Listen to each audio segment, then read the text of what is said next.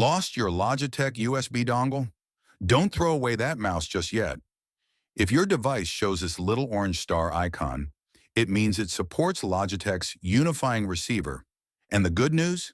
You can grab a replacement dongle for just $6 Canadian on AliExpress.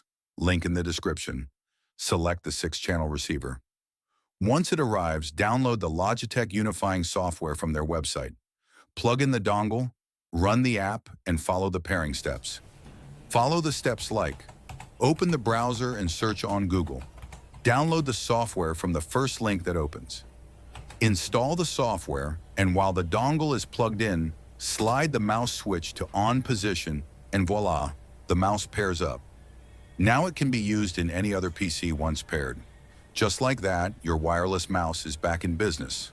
No need to replace it. Simple, budget-friendly, and super effective.